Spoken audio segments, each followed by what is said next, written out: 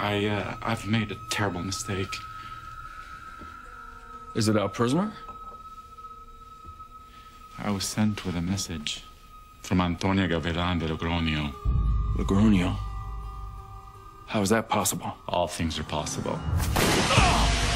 The episode begins when Marnie, channeled Antonia, she announces that she's now returned. That becomes the fulcrum of the episode. What is your business with Antonia?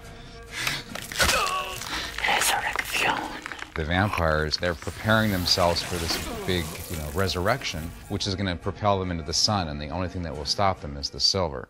Well, I sure as hell don't want to frown the sun. What do? The vampires are deliberately incapacitating themselves. So there's a great deal of fear, which on possibly the last day of their lives affords them a moment of reflection. I'm writing it as a fan of these actors. In a way, it's sort of giving them an opportunity to really have their soliloquies. The first scene that we filmed actually was Bill and Jessica, and having them feel that as if this could be their last day on Earth. And Jessica is trying to make Bill, almost in a parental role, feel better about his being her maker. I've lived more with you than I ever would have with my human parents. And as she's revealing her feelings about Hoyt, maybe have dissipated in the way that you can tell someone on your last day on Earth is a truth serum, and he's remembering and feeling about his situation with Sookie. They're both putting on a brave face, and they both want the other person to feel better.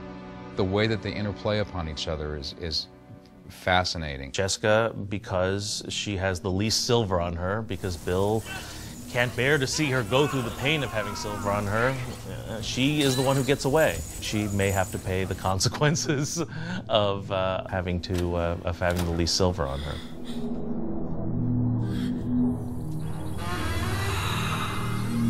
The sun! Conversely, with Eric and Sookie, that there's this feeling of, if Eric wants to know if his memory comes back, will Sookie still want to be with him? And she reflects on some of the things that he's done in the past. If you can overlook the things I've done and forgive me for them, I don't want to remember. And then there's a little bit of him trying to get the silver chains off as well, and he thinks that the spell is going to be okay, but she has to be steadfast in this. So everyone's tested. Everyone's tested in the entire episode, I would say, with their resolve, with how strong this plan is, and with their feelings at this point in the series. Well, the same way vampires possess magic, witches are human beings who possess a magic that is kind of the converse of vampires. In this particular case, the witches on our shows are necromancers, so they practice death magic, and vampires, being the undead, can be controlled. This is the kryptonite for vampires, and a lot of the necromancers on our show have been drawn to it because they were, in their human lives, victimized by vampires. They have raped us, fed on us. Am I right? How do you know that? I don't think our villains are necessarily completely villainous. I don't think our heroes are completely good. It's a more complex allegory of what happens in any conflict. I don't think it's always black or white.